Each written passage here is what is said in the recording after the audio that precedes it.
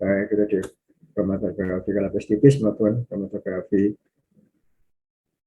kolom ataupun kromatografi gas.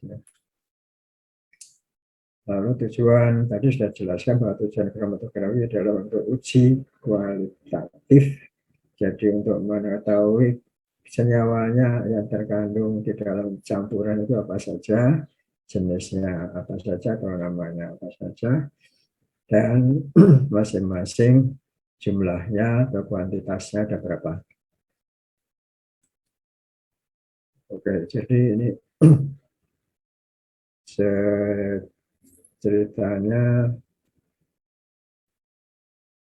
ini gambarnya kolam ini kelihatan enggak? Kepotong separuh ya, kena gambarnya. Ini dipindah bisa enggak, ini gambar peserta ini.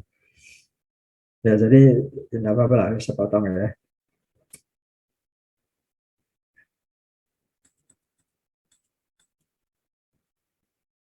Jadi ceritanya ada seorang ahli biologi atau biologi dari Australia, Rusia, dari Rusia. Dia namanya biolog ya, tertarik pada tanaman ya, tanaman atau hewan. Nah, dia tertarik pada tanaman, ada tanaman yang kalau muda daunnya hijau atau hijau muda, kemudian hijau tua, kemudian berubah menjadi agak kuning, kuning, kuning, sampai nanti menjadi orange, setelah orange jadi coklat. Ya. Dia ingin tahu apakah yang terakhir yang sudah berubah jadi coklat itu juga mengandung warna-warna yang tadinya mulai dari hijau muda, hijau tua, kemudian kuning dan merah. Nah, maka dia menggerus masing-masing daun yang, jadi mulai daun yang muda sampai daun yang sudah sudah warnanya sudah coklat ya, itu digerus masing-masing, kemudian salah satunya adalah dicampur. Kemudian dari masing-masing gerusan ini diekstraksi dengan air ya. Kemudian dimasukkan dalam tabung yang berisi potongan kapur tulis. Jadi dia ingin menunjukkan pada mahasiswa ini nanti jadinya apa, apakah nanti warnanya itu hanya satu kalau misalnya sudah dicampur, atau kapurnya bisa memisahkan. Karena biasanya dulu waktu sekolah itu juga mainan kapur lalu direndam atau ditotolkan di tinta merah terus tinta biru. Nah, ternyata kok bisa naik ya, warnanya bisa naik. Nah, kalau ini dari atas ya. Jadi tadi masing-masing ekstrak sampai yang coklat, giliran ditotalkan. Ya. Nah, ini saya perlihatkan yang terakhir aja, yang sudah campuran. Yang campuran diteteskan lalu digelontor dengan air. Ya. Jadi ini diteteskan, gelontor dengan air. Ternyata nanti terjadi pemisahannya.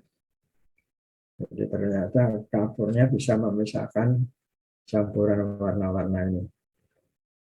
Nah, sehingga dikatakan bahwa hasil pemisahan ini adalah kromatogram. Kromato itu warna, gram itu gambaran atau tulis atau ya gambar ya. Jadi gambaran dari hasil pemisahan.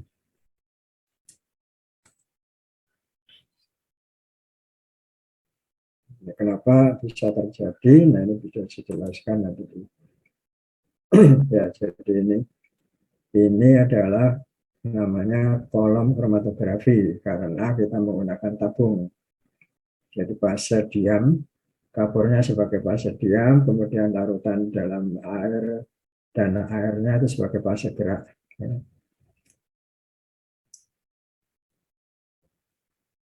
Ya,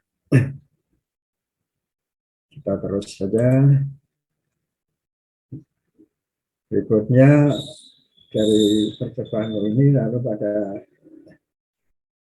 ini KLT itu pada tahun 60 lebih ya, jadi hampir tahun 70 karena waktu saya kuliah masih belum ada KLT. Ya, 71 sudah ada saya kuliah, waktu selesai kuliah sudah jadi dosen itu ada sudah mengerjakan KLT.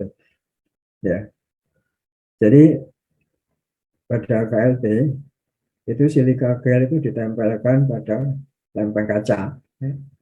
Jadi ditempelkan pada lempeng kaca, kemudian diberi garis bawah, nanti garis atas, garis bawahnya ini nanti tempat menotolkan, garis atas untuk menghentikan keluarnya atau menghentikan fase geraknya. Nah, lempeng ini dimasukkan bejana yang berisi fase gerak. Jadi misalnya kalau contoh tadi kan fase geraknya air ya, bisa saja contohnya sama seperti tadi yang kolom. Jadi ini dicoba di lempeng kromatografi. Nah, tadi sudah dikatakan kapur itu kalau direndam di dalam air, nanti ternyata airnya bisa naik ke atas. Ya. Kenapa? Karena ada daya kapiler. Ya. Daya kapiler sehingga di tanaman itu juga punya apa namanya saluran-saluran kecil sehingga air dari tanah bisa naik ke daun. Ya. Jadi ada daya kapiler. Jadi dicoba ini setelah dimasukkan dalam air ternyata mereka bergerak ke atas dan ternyata kalau ini tadi hanya satu ekstrak ditotolkan, kalau dicampur ternyata juga spesifik ya. Yang warna merah ternyata campurannya juga ada warna merah dan tinggi atau jarak tempuhnya dari tempat penotolan itu sama. Kalau warna merah jarak tempuhnya sama dengan warna merah, ya warna ini warna coklat jadi hitam ini. Warna coklat jadi warna dan juga tingginya sama, yang kuning juga tingginya atau jarak tempuhnya sama. Sehingga dia menyimpulkan bahwa kalau kita punya campuran dan punya baku, maka untuk mengatakan senyawanya apa ya dibandingkan aja antara baku dengan campuran yang tingginya sama dengan baku A, maka senyawanya juga ternyata ada pada campuran ini ya. Jadi itu pada KLT, kromatografi lapis tipis.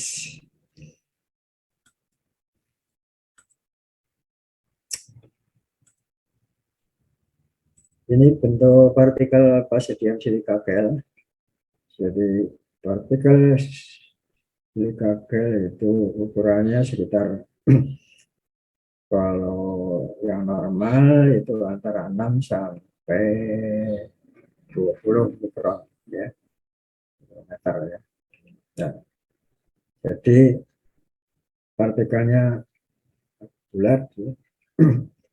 Kemudian di antara partikel ini ada rongga antar partikel.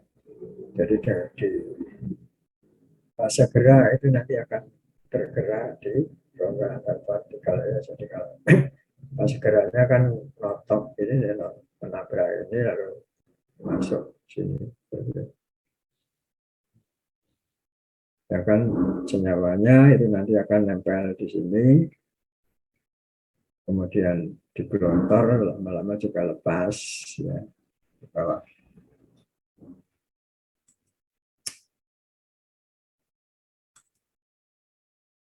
Silika gel itu rumusnya SO2 ya, SO2N kali.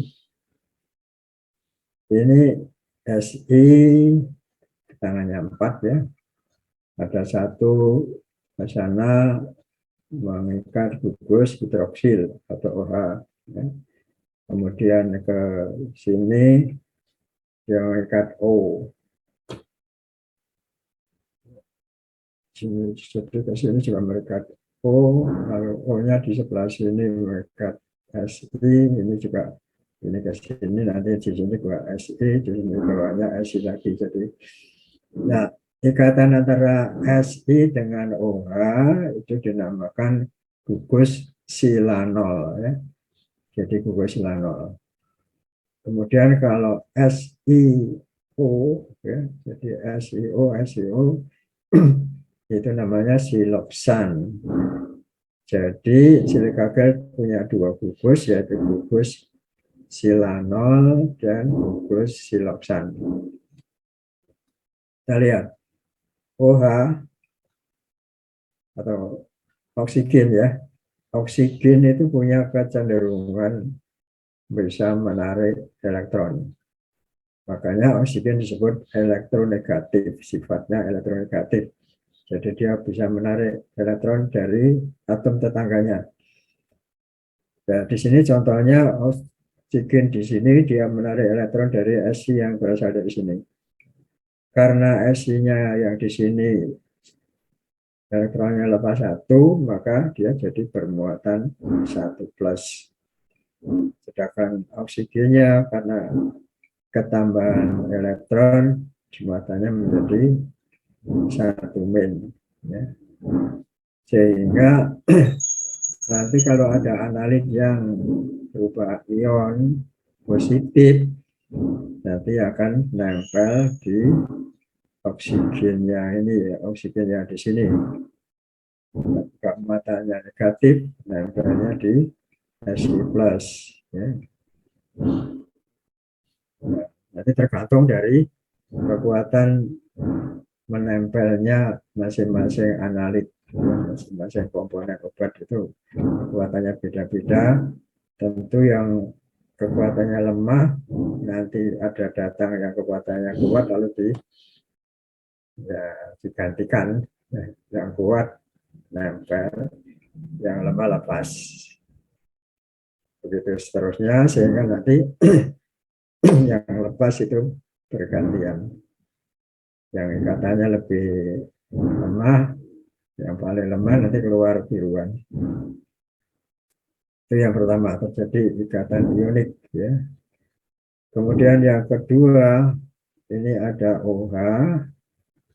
Nah, OH di sini oksigennya masih punya dua sisi ya, kan ini kan oksigennya ada bagian luar dari oksigen itu punya elektron 1, 2, 1, 2, jadi masih 4 ya.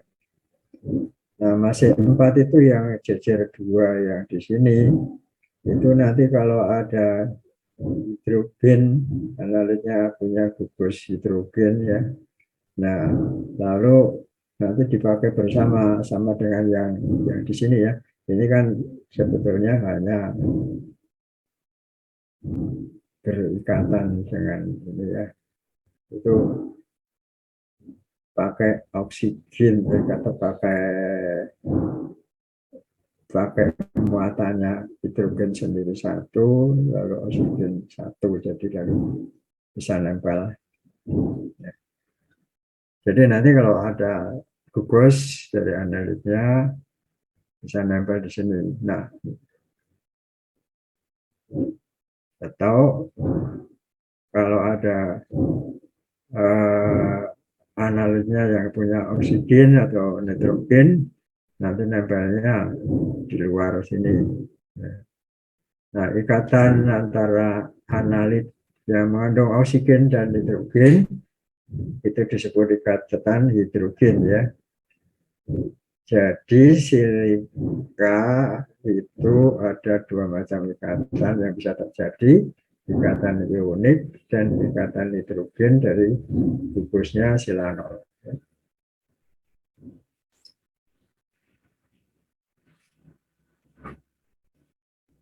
Senyawa yang lipofil, jadi senyawa lipofil itu tidak larut dalam air, tapi larut dalam pelarut lemak.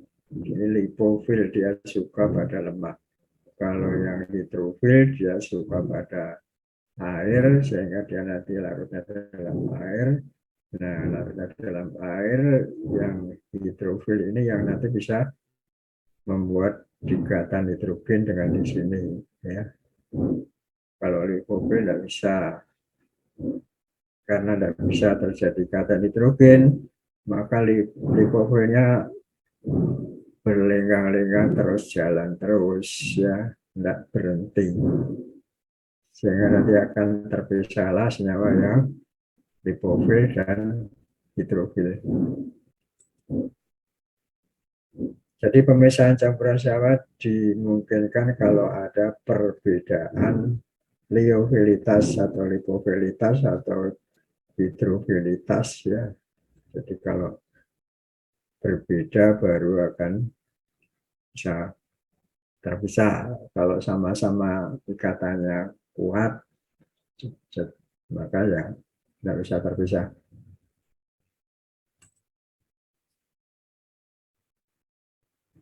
Sekarang larut ya, larut itu kalau kita mencampur pelarut nanti juga akan bisa terjadi pemisahan. Nah, ini contohnya adalah kita punya butilamin dan sikloheksan ya, yang ditotalkan pada lempeng kromatografi lapis tipis, KLT kromatografi lapis tipis ya. Jadi ini C-nya C6 bentuk cincin, lalu bagian luarnya mengikat H2, berarti C6H12. Karena ini tidak ada ikatan rangkap. Kalau ada ikatan rangkap kan bensin ya. Kalau ini sikloheksan. Karena C-nya 6 jadi heksan. Terus ya, bentuk cincin lalu namanya jadi sikloheksan. Kemudian yang ini C-nya ada 1, 2, 3, 4. Jadi tan ya. Tapi kalau yang satu sudah mengikat NH2 namanya jadi butil amin. Nah, jadi pada butil amin tadi sudah dikatakan, belum dikatakan. Jadi nitrogen, oksigen, sulfur itu sifatnya elektronegatif. Nah, ini karena nitrogennya elektronegatif, ya, maka dia juga bisa mengikat elektron. Jadi elektron tetangganya diambil. Nah, sekarang kalau ini dicampur sini ya, kita lihat bagaimana kalau ini kemudian dimasukkan dalam larutan pembawa yang misalnya pakai kloroform ya, kloroform yang bisa melarutkan dua-duanya, tapi tentu kelarutannya beda. Oke. Jadi kloroform atau kloroform CH3 ya, masih kurang kuat gitu. Biasanya ditambah yang punya gugus oksigen juga, misalnya kloroform ditambah etanol atau metanol atau propanol dan sebagainya. Nah, Tambah berapa fase geraknya itu digunakan elemen campuran. Jika ada fase gerak non polar, ya, non polar sikloheksan akan larut. Ya. Tapi butilamin dia akan tertinggal di fase diam. Jika fase gerak polar, sikloheksan dan butilamin keduanya akan terbawa elemen, tetapi dalam perjalanan butilamin akan berinteraksi dengan fase diam. Ya. Jadi akibatnya ini yang pertama adalah contohnya yang pertama ya. Jadi fase geraknya non polar. Tadi saya katakan kloroform ya.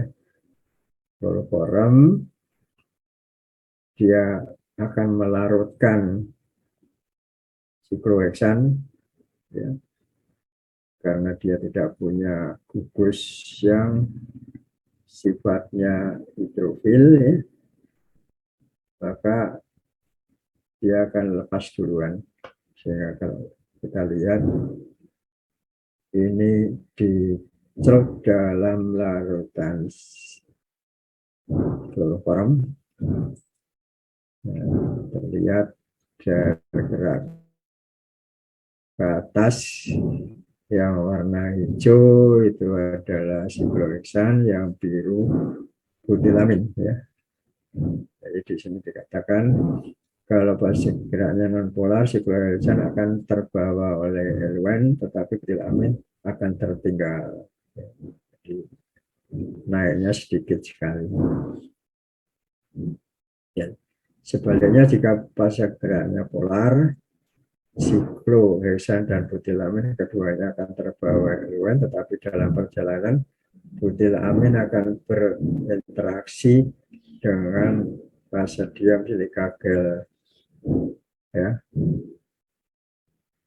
Sedangkan sikloheksan tidak, jadi tetap aja yang naik ke atas duluan adalah sikloheksan.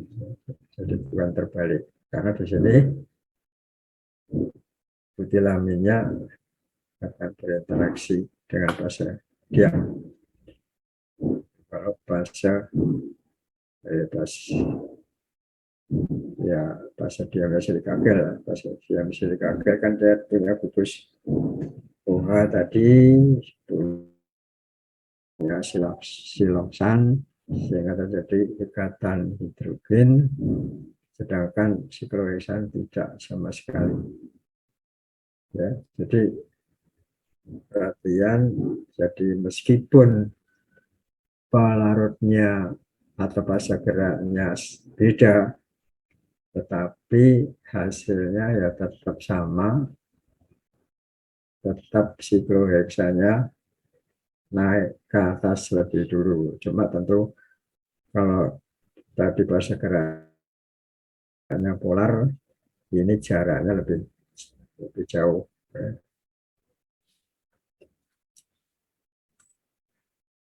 Nah, bagaimana tahunya senyawa itu hidrofil atau hidrofil? Itu dilihat dari gugus fungsi.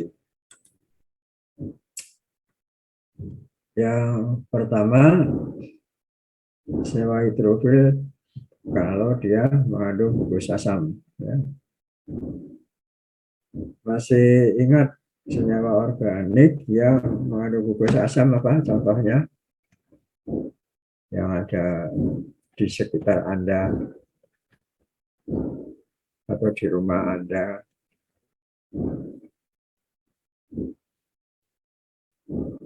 Ayo siapa? Gugus apa dari senyawa yang rasanya asam yang berada di rumah Anda?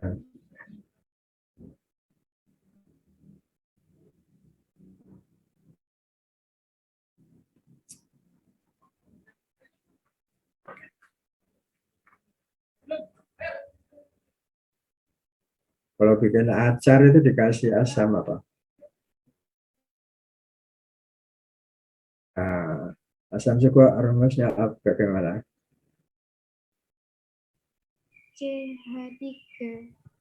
CH3, terus belakangnya gugus COOH. COH. Ya, jadi asam cuka itu CH3 COH. Nah, COH itulah yang bersifat asam ya. Jadi itu gugus karboksilat. Kenapa? Karena dalam air nanti dia bisa melepas H dari OH-nya ya. Jadi dari OH-nya COH-nya, lalu H-nya lepas jadi H plus, lalu asamnya menjadi tinggal COO min ya. Jadi bisa negatif. Nah, karena dia bisa terion maka dia larut dalam air hidrofil.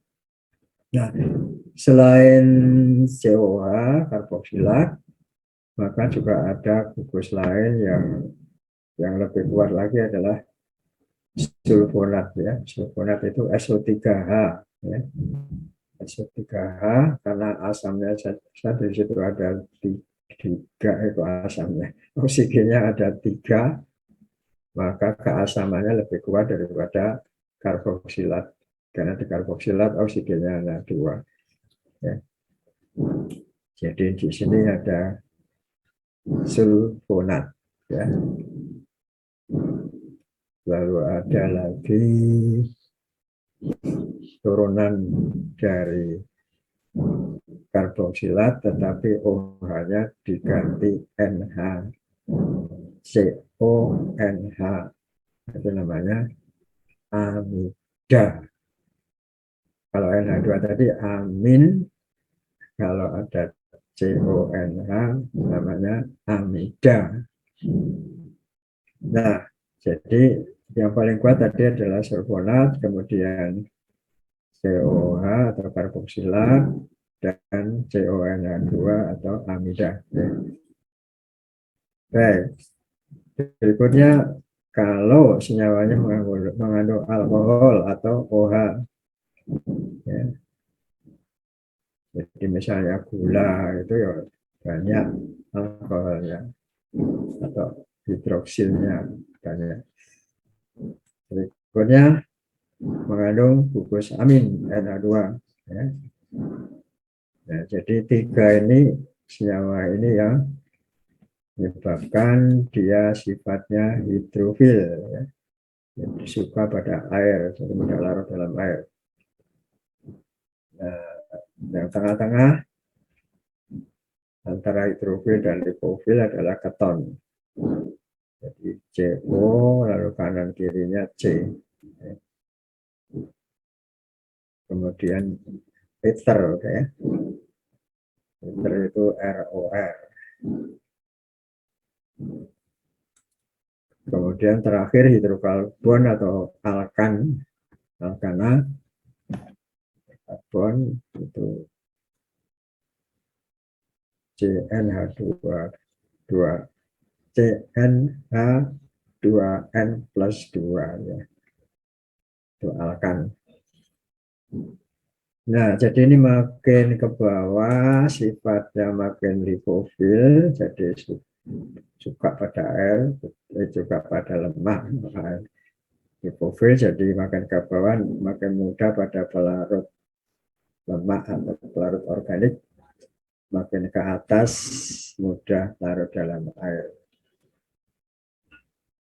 Nah, pelarutnya itu ada yang tadi bisa melarutkan lemak, ada yang memang melakukan senyawa-senyawa yang hidrofil ya.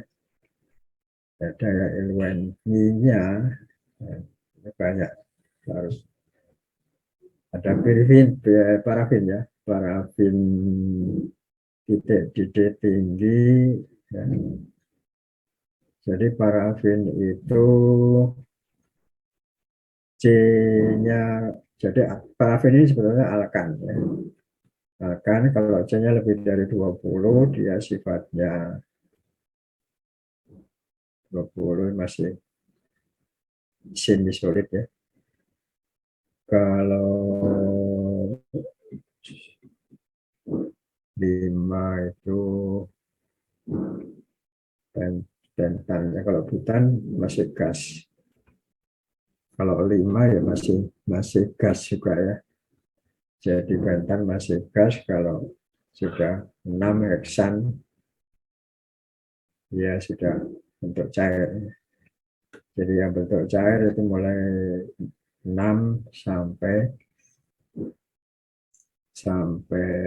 ke atas sampai 18-an, terus nanti dari 18 sampai 30 itu bentuk yang semi solid. Kemudian cair ya. Ada yang cair lagi ya, ada yang cair parafin. Jadi mulai 30 ya, cair itu sampai 36 ini si selamanya siapa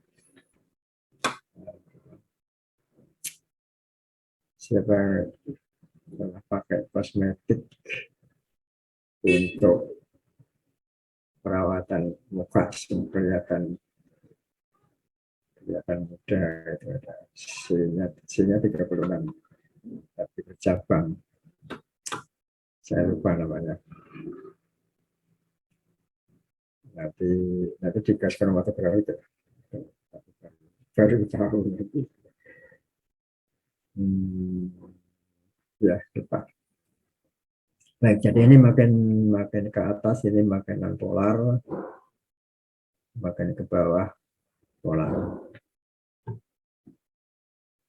Jadi yang non polar itu untuk melarutkan yang sifatnya lipofil, kalau yang polar untuk melarutkan yang sifatnya hidrofil.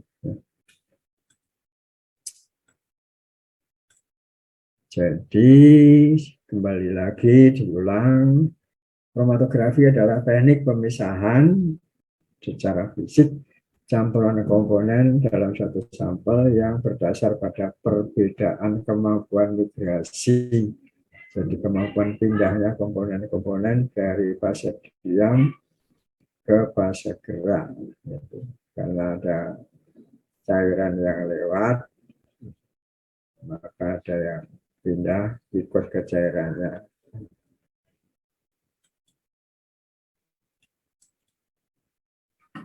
Nah, sekarang kita lihat dulu bagaimana analis itu menempel fase diam. Satu, terjadi penjerapan atau adsorpsi, jadi melekat pada permukaan. Nah, ini yang terjadi adalah tadi sudah dijelaskan pada silika gel tadi. Jadi nempel karena terjadinya ikatan hidrogen atau ikatan sedikit ya, ikatan ionik ya. Kemudian yang kedua, partikelnya itu punya lubang kecil, tapi lubangnya terus saya dari bawah lalu terus saja ada lubang keluarnya, ada lubang masuk, ada lubang keluar, sehingga molekul kecil bisa masuk lalu bermain-main dalam terowongan baru keluar. Jadi tergantung polanya, salurannya ya, terowongannya ada yang lurus, ada yang belok-belok. Kalau beloknya banyak ya nanti keluarnya lama. Jadi itu, sehingga tadi yang bisa masuk hanya pas yang molekulnya kecil. Kalau molekul besar ditolak, ya. Makanya kromatografinya disebut kromatografi eksklusi. Exclude itu menolak. Jadi kromatografi eksklusi adalah kromatografi yang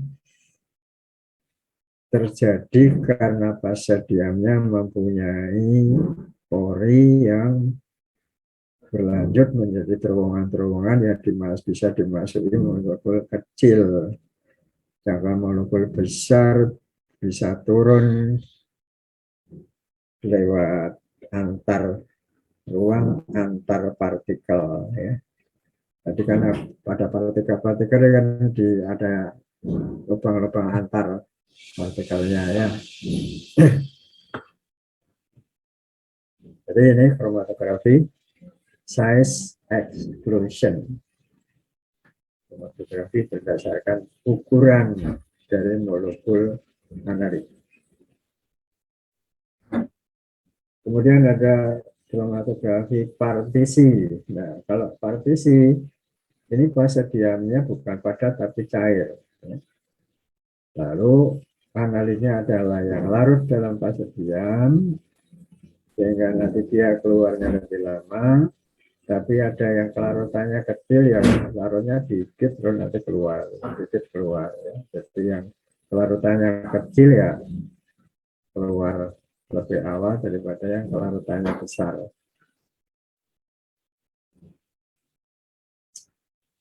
Berikutnya pembentukan ikatan hidropolar atau ikatan ionik pada fase diam. Kalau di sini memang fase diamnya mempunyai muatan. Kalau dia mempunyai gugus N3 atau N3 atau N4 plus ya. Jadi R4 RN jadi RNH plus atau RNH2 terus biasanya memang RNH3 plus. RNH3 plus kalau di yang anorganik kan NH4OH. Nah, salah satu hanya diganti R jadi RNH3 plus. Nah, jadi kalau fase diamnya muatannya positif, kalau analitnya nanti ada yang positif, ada yang negatif, tentu yang negatif akan nempel pada fase diam. Yang positif akan keluar lebih duluan. Ya. Jadi ini adalah kromatografi ion. Ya. Kemudian fase gerak didesak oleh fase kebalik, bukan fase diam yang desak, tetapi analitnya. Ya. Analitnya didesak oleh fase gerak supaya menempel pada fase diam. Karena apa? Karena sulfo itu pelarut, kobit, nah, nggak suka. Pelarutnya nggak suka pada analit. Kamu tidak boleh ikut saya, kamu nempel aja pada fase diam. Ya, jadi inilah kelima proses di mana analit menempel pada fase diam. Nah, karena tadi digelontor dengan fase gerak yang sudah nempel ini nanti bisa lepas. Mana proses lepasnya ya kebalikannya ya. Ada tarikan ion. Jadi kalau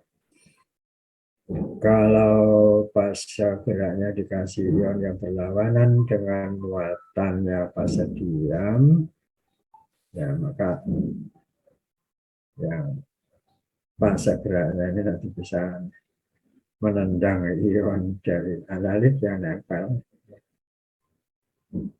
Kemudian ada ikatan hidrogen, ya, jadi dilepas dengan ikatan hidrogen. Kemudian ada yang dilepas antara senyawa yang punya ion dan punya kutub, ya, dipol kutub. Kemudian ada di fase geraknya ada senyawa kelat, dikasih senyawa kelat. Senyawa kelat adalah senyawa yang bisa membentuk kompleks dengan analit. Jadi ada analit nempel, terus datang senyawa kelat, analitnya di bawah berikatan dengan senyawa kelat. Terakhir interaksi dikutub atau polar bond. Bipolar. Jadi itu karena fase geraknya mempunyai kutub positif, kutub negatif.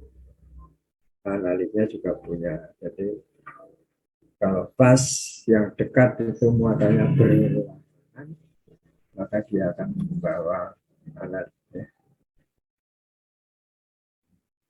Ya, ini jadi ini proses penempelan dan lepas. Nah, dari itu lalu kita menuju pada skema penggulungan metode kromatografi. Itu didasarkan pertama pada jenis fase geraknya. Fase geraknya ada fase gerak gas, maka namanya gas kromatografi. Kalau fase geraknya cairan, ya kromatografi cair.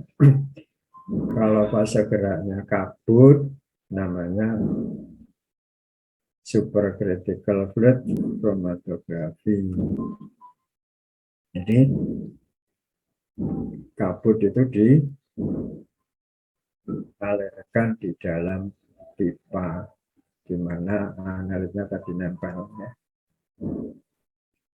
Nah, dulu kabut yang digunakan adalah gas yang berasal gas ya kabut, ya, bukan gas ya. Jadi bentuk antara cairan dan gas itu namanya kabut. Ya, sebenarnya kabut itu apa ya? Kabut ini ya partikel cair kecil ya. Kalau kita di jalan ada kabut itu kan, kalau kabutnya nabrak kaca depan, terus belakangnya nabrak lagi, lama-lama kan nempelnya jadi cair lagi. Nah, jadi sekali lagi awalnya itu memang ini ada yang namanya kromatografi seperti itu ya, tetapi pada penggunaannya ternyata juga kurang banyak bisa memisahkan, sehingga ini sekarang tidak model lagi. Tapi supaya tahu bahwa dulu pernah ada kromatografi critical fluid kromatografi. Ya. Jadi es kering, masih tahu nggak es kering itu, bahwa es kering itu adalah senyawa CO2 yang padat ya.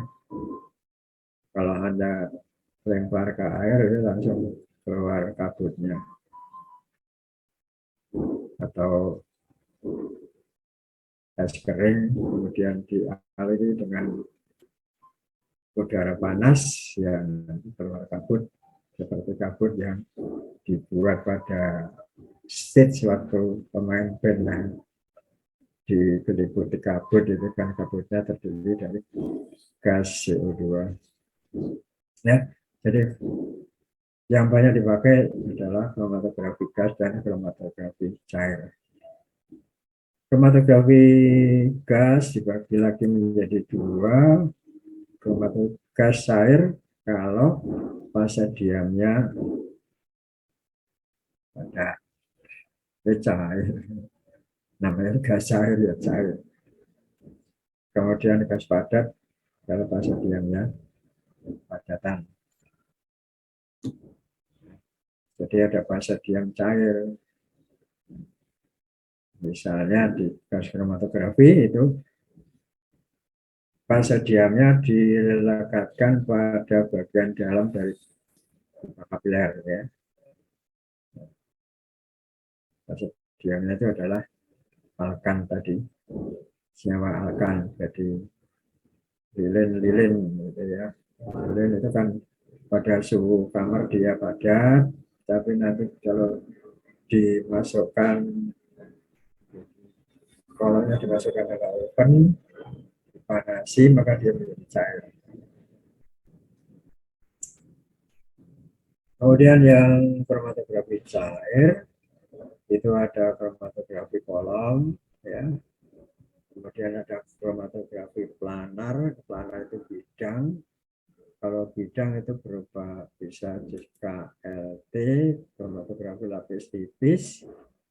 Jadi fase diamnya dilekatkan pada lempeng kaca atau lempeng aluminium, lempeng aluminium foil. Kemudian bisa juga fase diamnya kertas. Kertas kan juga bentuknya bidang. Kemudian yang sebelah kanan sendiri ada elektroforesis, nanti ada gambarnya. Kemudian pada cair tadi prosesnya sudah dijelaskan mulai dari absorpsi. Jadi ini proses pemisahannya. Ada absorpsi, partisi kalau fase diamnya cair, ya, pada gas kromatografi. Kemudian ada sulfofobik tadi, kalau fase geraknya tidak suka pada analit sehingga analitnya disuruh nempel di fase diam. Kemudian size exclusion kromatografi adalah kalau fase diamnya punya lubang-lubang yang nanti menjadi ada lubang masuk, ada lubang keluarnya, jadi ada terowongannya, sehingga analit kecil, molekulnya kecil bisa masuk terowongan, bertamasa dalam terowongan dulu baru keluar, sedangkan yang molekul besar langsung keluar lewat ruang antar partikel, ya. Jadi dibagi dua. Kalau pelarutnya air disebut gel filtration, ya, jadi filtrasi gel. Kalau pelarutnya metanol atau etanol namanya gel permeation atau permeasi gel. Kemudian yang di sini pertukaran ion, jadi kromatografi ion. Kemudian kromatografi afinitas. Nah, ini tambahan. Kromatografi afinitas ini adalah kromatografi di mana basidiamnya punya struktur spesifik yang nanti berlawanan dengan strukturnya analit sebagaimana kunci dan gembok. Jadi ada sistem reseptor dan apa? Yang nempel itu namanya apa? Jadi obat dengan reseptor. Nah, obat punya struktur khusus, lalu reseptornya juga punya pasangannya yang khusus. Katakan kalau strukturnya ada bentuk cot atau bentuk segitiga, kemudian analitnya strukturnya juga bentuk segitiga tapi menonjol, ya, yang kerucutnya itu lekuk, maka nanti bisa berikatan. Ini adalah digunakan untuk pemisahan senyawa-senyawa protein, umumnya enzim, ya, untuk pemisahan enzim di sini. Untuk memurnikan enzim itu pakai kromatografi afinitas. Enzim karena struktur yang khusus. Kemudian biasanya bisa terjadi ikatan heteropolar, ikatan afinitas, ikatan kompleks, ya. Kemudian yang terakhir adalah kromatografi inklusi. Jadi ingat ada eksklusi. Kalau eksklusi itu perbedaan dari fase diamnya yang berlubang, ya, bisa dilewati molekul kecil. Kalau inklusi ini untuk pemisahan senyawa yang bisa memutar bidang polarisasi, ya. Jadi kita tahu bahwa obat itu ada yang punya ikatan, namanya ikatan asimetri ya. Mana? Kiral, ikatan kiral ini. Jadi dia kiral itu senyawa yang punya, nanti lagi saya lupa lagi di belakangnya nanti. Baik, gas kromatografi ya. Jadi gasnya lewat pengatur kecepatan, kemudian lewat tempat penyuntikan, terus ke kapiler. Ini kolom pemisahnya ada di kapiler. Setelah dipisahkan, keluar satu-satu lewat detektor. Dari detektor masukkan ke komputer untuk memberikan respon, yang membaca responnya. Kalau yang kolom, jadi misalnya ini ya HPLC itu High Performance Liquid Chromatography. Nah, ini ada tandon fase gerak atau airwan atau solvent disedot oleh pompa, kemudian dipompa, ditekan, dilewatkan kolom, sementara tadi di sebelum kolom ada tempat penyuntikan sampel. Lalu setelah lewat kolom nanti bisa terjadi pemisahan yang keluar masuk detektor, memberi sinyal masuk komputer. Ya. Ini KLT tadi sudah. Ya. Nah ini yang elektroforesis. Kalau pada elektroforesis untuk pemisahan protein yang molekulnya juga besar antara 700 sampai berapa 30-an ribu ya, berat molekulnya. Jadi kita tahu bahwa protein adalah senyawa yang tersusun dari rantai asam amino. Ya. Jadi ada yang pendek, ya, tadi pendeknya sampai 100 ya. Kalau disebut protein, kalau yang pendek itu 700. Kemudian nanti ada yang middle, ada yang high, full, high density molecule. Nah, kita tahu bahwa tadi dikatakan protein itu merupakan rantai asam amino. Ya. Namanya saja asam amino, jadi dia punya gugus asam dan punya gugus amina. Ya.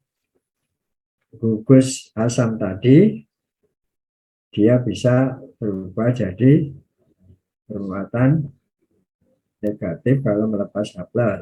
Ya. Nah, amina kalau dia ditempeli H+, maka dia muatannya jadi positif. Sehingga nanti dengan pengaturan pH maka bisa diatur sehingga muatan ke seluruh jenis protein ini muatannya menjadi negatif. Jadi kenapa perlu dapar? Jadi ini kan ada. Jadi di sini dulu sebentar. Yang di atas. Jadi di sini itu ada agar gel agar ya, agar itu gel. Jadi ini gelnya agar-agar. Kemudian di sebelah sini ada lubang-lubangnya, tapi ya meskipun lubang di bawahnya itu masih ada agar-agarnya. Ya, jadi ini untuk memasukkan sampelnya, masukkan sampel yang sudah diatur pH-nya dan agar-agarnya tadi juga dibuat juga dengan pH yang sama. Jadi masuk sini, ada masuk sini, masuk sini. Jadi ini persis bersama dengan KLT. Ya. Nah, tadi pada pH ini maka bisa dibuat atau diatur sehingga seluruh proteinnya itu terus COA-nya bisa melepas H plus-nya. Jadi menjadi ion negatif. Ataupun misalnya nggak semuanya, kalau tapi sebagian besar, artinya secara total itu dia tetap bermuatan negatif. Karena di sini diberi dua elektroda ya, yang sebelah kiri itu elektroda negatif, sebelah kanan elektroda positif, maka senyawa yang bermuatan negatif ini tentu akan ditolak oleh elektroda negatif. Tolak ya, kamu harus jalan ke sana. Nah, senang dia karena nanti ketemu pasangannya yang positif ya. Nah, jalannya ke sini tentu karena berat molekulnya beda-beda.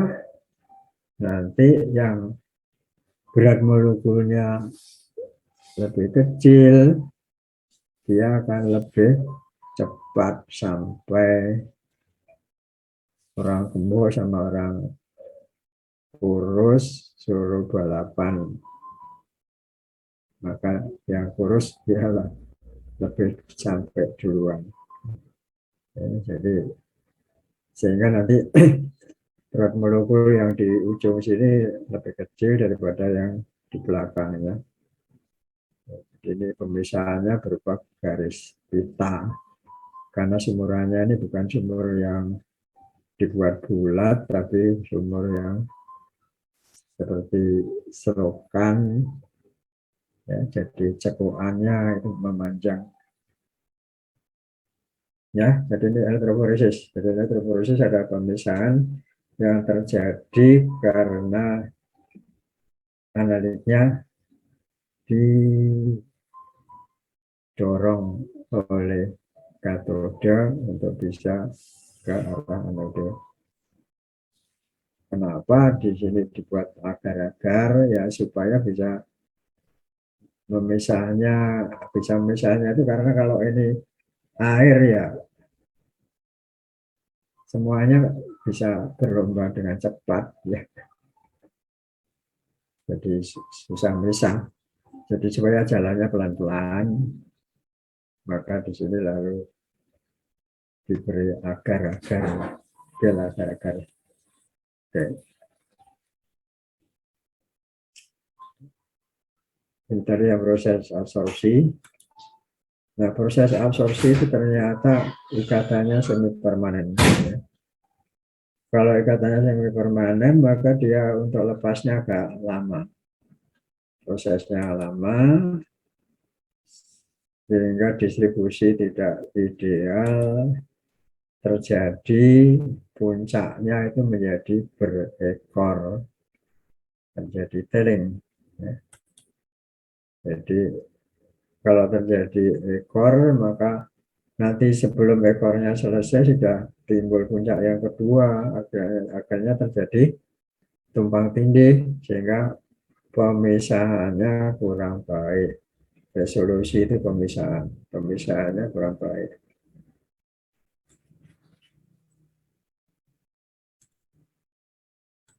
Kromatografi partisi ini larut ya. Fase diamnya cairan sehingga dia keluar masuknya itu karena larut dalam fase diam. Ya, tentu yang pelarutannya kecil ya malas-malas masuk ya, kan? Banyak cepat keluar yang merah. Oke. Jadi ada koefisien distribusi antara yang berada di fase diam, jadi kadar pada solid phase, dengan kadar pada mobile phase. Ya. Fase diam, fase gerak.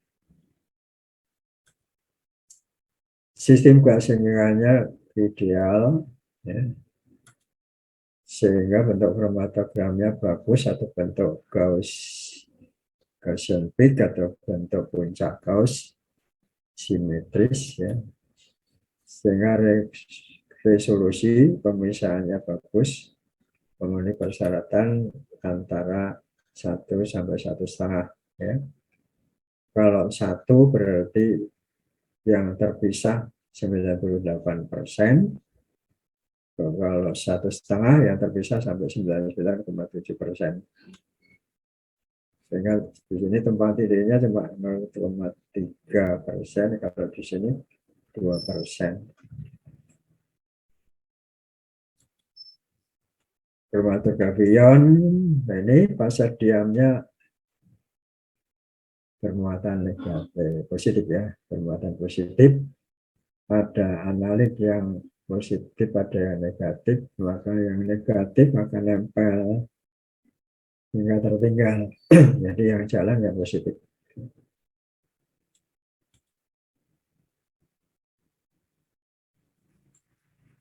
Ya, atau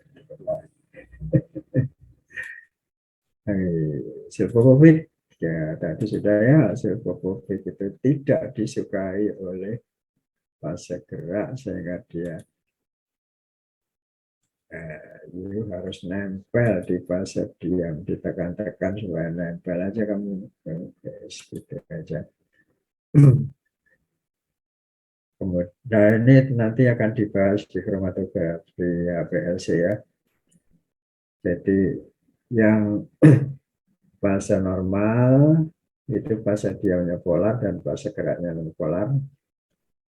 Kalau kromatografi fase sungsang reverse phase kromatografi itu fase diamnya non polar dan fase geraknya polar.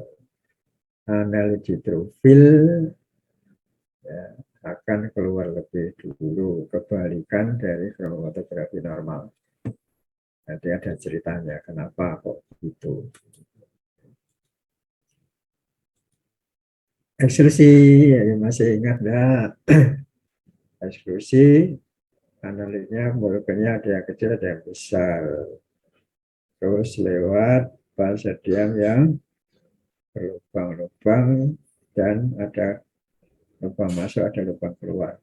Jadi ada terowongannya.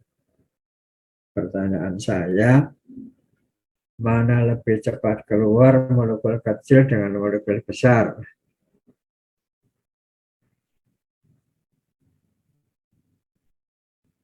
Halo,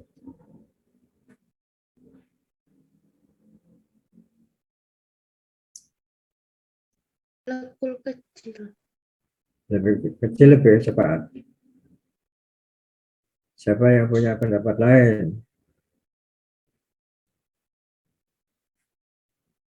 Ya ada, ya. Kamu lihat sini, ya. Ini kelihatan kan di gambarnya masih dibuat. Yang besar itu malah sudah di bawah, yang kecil masih di sini. Jadi lebih cepat yang besar. Karena apa? Tadi saya katakan yang kecil itu dia masuk dalam terowongan-terowongan, muter-muter-muter. Nanti bawahnya lagi ada pas dia masuk lagi. Kalau ini langsung dia nyelempet-nyelempet di tempat-tempat lubang antar partikel, lebih cepat daripada yang setiap pada fase diam dia harus muter-muter. Jadi lebih lama yang molekul kecil malah. Ya, jadi diingat-ingat untuk size eksklusi itu justru yang molekul besar lebih cepat keluar. Nah, penjelasannya itu tadi, bahwa yang kecil harus masuk ke terowongannya pas diam. Setiap kali ada pas diam harus masuk, sehingga waktunya lebih lama.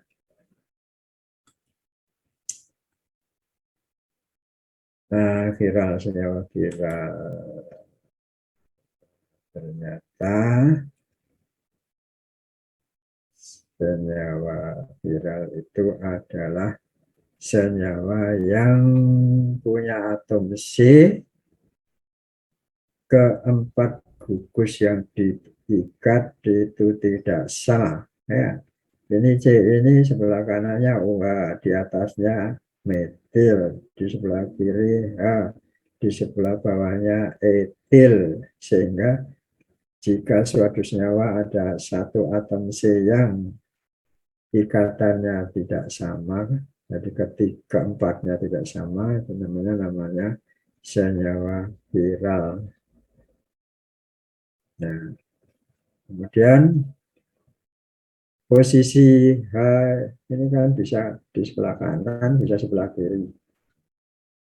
Yang sebelah kanan ini sifatnya bisa memutar bidang polarisasi ke kanan, yang sebelah kiri kita bidang polarisasi ke kiri.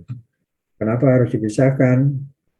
Karena dalam kenyataannya senyawa-senyawa yang memutar bidang polarisasi ke kiri itu lebih poten. Jadi efek penyembuhannya itu lebih,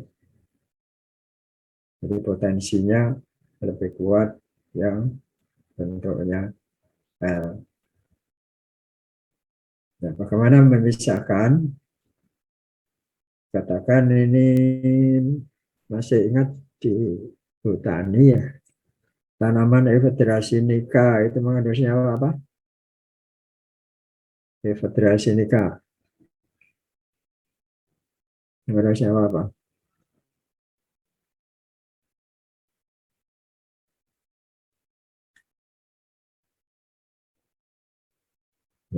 Sudah ada ambil namanya ya sama dengan nama tanamannya. Pernah dengar nama ephedrin? Alkaloid ya. Ephedrin kan alkaloid ya. Jadi ephedrin itu yang dipakai untuk obat asma melebarkan bronkus. Itu kalau yang putar kiri dia berkhasiat, kalau yang putar kanan khasiatnya hanya setengahnya. Sehingga harus tahu cara memisahkannya. Ya. Kalau Anda beli ephedrin, maka harus dicek dulu. Ini yang putar kanan atau putar kiri. Ya. Itu sudah di, diajari pada saat praktikan. Ya, saat praktikum nanti akan diberitahu kalau putar kiri maka endapan dengan pelarutan gerakan nervnya ya, itu akan bentuknya, nah saya malah lupa ini yang bentuk jarum, kemudian yang satunya bentuknya segi nama memanjang ya, jadi seperti ini bensin tapi memanjang. Kalau yang L itu bentuk jarum, sehingga juga memang dari bentuknya sudah kelihatan mana yang lebih mudah bereaksi. Oke, jadi kita ulangi.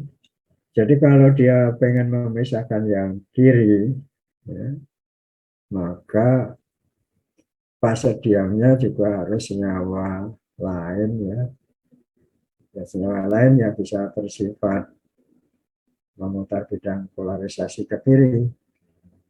Karena kalau obatnya yang putar kiri lewat sama-sama kiri ya nggak tertarik. Jadi dia akan tertarik yang putar kanan. Jadi yang putar kanan nanti nempel di kaset diam, yang putar kiri langsung lolos dari kolam. Ya, jadi pokoknya dibalik ya, fase pemuatannya bentuk molekul dari fase diamnya berlawanan dengan analitnya. Intinya itu baik ini. Jadi ini tadi membahas sampai diulang-ulang ya, bagaimana prinsip pemisahan. Nah, sekarang ini kalau kita sudah analisa. Nah, tadi dikatakan hasil pemisahan itu namanya kromatogram. Ya.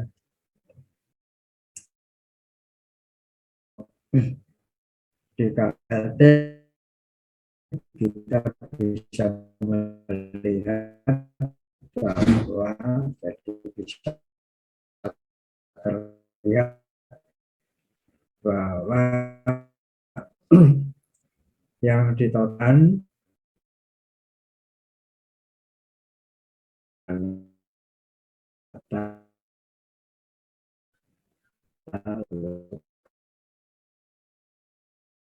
kecepatan naiknya